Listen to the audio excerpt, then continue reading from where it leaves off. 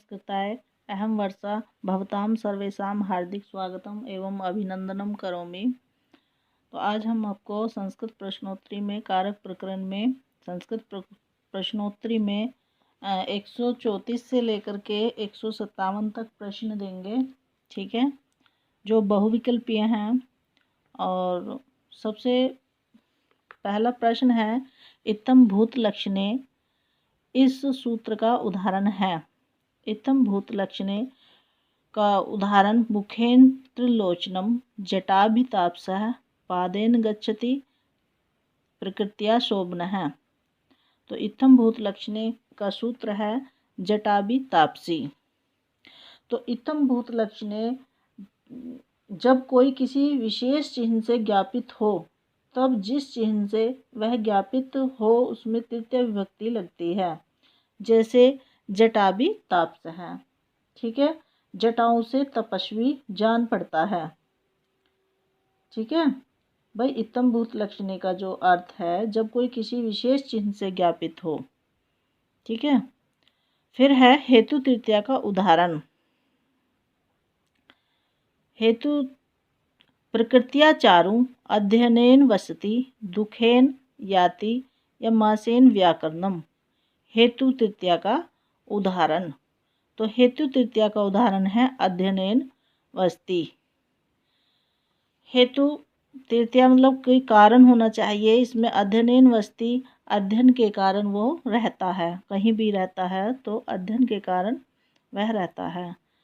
फिर है येनांग विकार है, इस सूत्र का उदाहरण है। येनांग विकार का जटाभितापसः वपुषा चतुर्भुज दंडेन ताड़ितः बाणेन हतः। तो येनांग विकार का सूत्र का उदाहरण है वपुषा चतुर्भुज। वपुषा चतुर्भुज। तो येनांग विकार में जिस अंग में कोई विकार होता है और उस अंग में तृतीय विभक्ति लगती है, जिस अंग में। ठीक है, फिर है येनांग विकार है संबंधित है। येनांग विकार है तृतीया से, चतुर्थी से, पंचमी से, षष्ठी से। तो येनांग विकार है संबंधित है तृतीया से।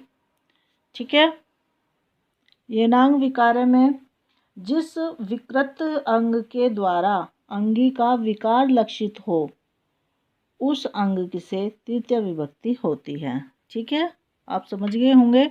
फिर देखिए, नाना के योग में विभक्ति है प्रथमा, तृतीया, षष्ठी या सप्तमी।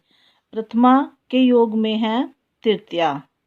प्रथमा के योग में तृतीया होती है और इसका सूत्र है पृथक बिना नाना भी तृतीया अंतर्श्याम। ठीक है, पृथक बिना नाना भी तृतीयाम अंतर्श्याम, जिसमें तृतीया, द्वितीय और पंचमी विभक्ति में से एक होती है। ठीक है, फिर देखिए, साधकतम कर्णम सूत्र किस विभक्ति का है? प्रथमा का, तृतीया का, पंचमी का या सप्तमी का? साधकतम कर्म है तृतीया का। साधकतम कर्म है तृतीया का। क्रियाम सिद्धो प्रकुष्टोपकारकम कर्णम संज्ञम स्यात्। साधकतम कर्णम का सूत्र है क्रियाम सिद्धो प्रकुष्टोपकारकम कर्णम प्रज्ञम संज्ञम स्यात्। ठीक है, अपने कार्य की सिद्धि में कर्ता जिसकी सबसे अधिक सहायता लेता है। भाई, अपने कार्य की सिद्धि करने के लिए कर्ता जो सबसे अधिक सहायता लेता है उसे हम करण कहते हैं, जो साधकतम कर्ण होता है। हेतवर्थे का विभक्ति द्वितीया, तृतीया, चतुर्थी, पंचमी। हेतवर्थे का विभक्ति है तृतीया। फिर आ गया ये जटाभितापसः में तृतीय विभक्ति का हेतु। अपवर्गे तृतीया दिवह कर्म च हेतौ या इत्थम भूत लक्षणे। तो जटाभितापसः में इत्थम भूत लक्षणे हैं। अक्षना काना है। अक्षना कानः में तृतीय विभक्ति हुई। किससे? कर्तकर्णियों तृतीया से, येनांग विकार से, दिवह कर्मचः से या जनि कर्तुक प्रकृति से। तो अक्षना काना, आँख से काना है तो ये येनांग विकार से। साधकतम कर्म कर्ता अधिकरणम या कर्णम तो साधकतम कर्णम, साधकतम कर्णम। अपने कार्य की सिद्धि करने के लिए कर्ता जिसकी सबसे अधिक सहायता लेता है उसे साधकतम कर्णम कहते हैं। ठीक है। क्रियाम सिद्धो प्रकोष्ठ उपकारकम उपकारकम कारकम कर्णम। ठीक है। सह कर्णम ही आएगा ना इसमें। सह साकम सार्धम इति योगे किम कारकम भवति। कर्ता कर्म कर्णम संप्रदानम शह साकम सार्धम इति योगे कारकम भवति कर्णम भवति। ठीक है। वाक्य में साथ का अर्थ रखने वाले शह, साकम और समम और सार्धम शब्दों के योग में अप्रधान शब्दों में तृतीया विभक्ति होती है। ठीक है। जैसे एक उदाहरण है सीता रामेन सह वनम आगच्छत। तो सीता नाम के साथ वन गई। तो इसमें जो यहाँ पर जो है प्रधान शब्द है सीता, क्योंकि कार्य सीता के द्वारा हो रहा है, और राम अप्रधान शब्द है किंतु सीता का साथ शब्द द्वारा राम से संबंध जुड़ा है ना। तो साथ सह के योग में कारण अप्रधान शब्द में राम में तृतीया विभक्ति लगती है। ठीक है। समझ में आ गया ना। आगे देखिए सहयुक्ते अप्रधाने विभक्ति भवति प्रथमा विभक्ति, तृतीया विभक्ति, पंचमी विभक्ति, षष्ठी विभक्ति। सहयुक्ते अप्रधाने जो मैंने अभी बताया है, जिसमें जो सह, साकम, समम और सार्धम ये अप्रधान में लगती है तृतीया विभक्ति। ठीक है। एक प्रधान कर्ता होता है और एक अप्रधान होता है। ठीक है। जो अप्रधान होता है उसमें तृतीया विभक्ति लगती है। फिर देखिए अपवर्गे करण्यो तृतीया भवति।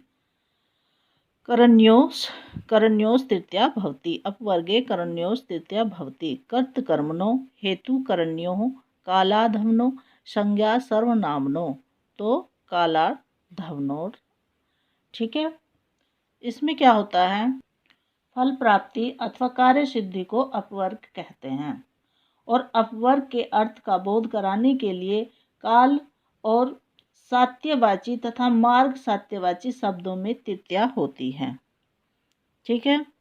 फिर है नदी मनवसिता, नदी मनवसिता सेना, नदी मनवसिता सेना इत्यत्र कस्मिन् अर्थे कर्म परवर्चनीय संज्ञा भवति। प्रथमार्थे, पंचमार्थे, तृतीयार्थे या सप्तर्थे। तो नदी मनवसिता सेना तृतीयार्थे। ठीक है। चर्मणि द्यूपिनः हन्ति अत्र चर्म शब्दे आदौ कत्मा विभक्ति प्राप्ता विभक्ति हेतौ तृतीया अपादाने पंचमी कर्मणि द्वितीया या संप्रदाने चतुर्थी। चर्मणि द्यूपिनम हन्ति हेतु तृतीया। सह के योग में कौन सी विभक्ति होती है? अभी हमने आपको बताया था द्वितीय, तृतीय, चतुर्थी, षष्ठी, तो इसमें होती है तृतीया। ठीक है। फिर है सह इति योगेन कथम वाक्यम समीचीनम। सह इति योगेन कथम वाक्यम समीचीनम। श्रीकंठः तस्मात् सह गृहम् अगच्छत्। श्रीकंठः तस्मिन् सह गृहम् अगच्छत्। श्रीकंठः तेन सह गृहम् अगच्छत्। तो श्रीकंठः तेन सह गृहम् अगच्छत्। ठीक है। अक्षना कानः, इसमें अक्षना शब्द के साथ तृतीय विभक्ति इस सूत्र से प्रयुक्त है। इत्थम्भूत लक्षणे से है या हेतु से है या येनांग विकारे से है या साधकतम कर्णम से है। तो ये इत्थम्भूत लक्षणे से है। इत्थम्भूतम लक्षणे से है नहीं, येनांग विकार से है। ठीक है। येनांग विकार है एवं इत्थम्भूत लक्षणे सूत्रों से विभक्ति होती है। द्वितीया से, द्वितीया एवं तृतीया से, तृतीया से, तृतीया एवं पंचमी से। तो येनांग विकार है एवं इत्थम्भूत लक्षणे सूत्र से विभक्ति होती है तृतीया से। नक्षत्रवाची शब्द काल विशेष को प्रकट करता है तो विभक्ति होती है चतुर्थी पंचमी, प्रथमा द्वितीया या द्वितीया तृतीया या तृतीया सप्तमी। जब नक्षत्रवाची शब्द या काल विशेष को प्रकट करता है तो विभक्ति तृतीया और सप्तमी होती है। शरीर के किसी अंग के विकार में कौन सी विभक्ति होती है? द्वितीया, चतुर्थी, तृतीया या षष्ठी। शरीर के किसी अंग के विकार में जो विभक्ति होती है वो तृतीया होती है।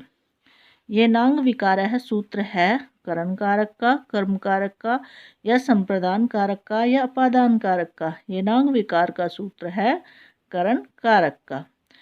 फिर देखिए इत्थम भूत लक्षणे से संबंधित विभक्ति है द्वितीय विभक्ति या तृतीय विभक्ति या चतुर्थी विभक्ति या पंचमी विभक्ति। तो इत्थम भूत लक्षणे से संबंधित विभक्ति है तृतीय विभक्ति।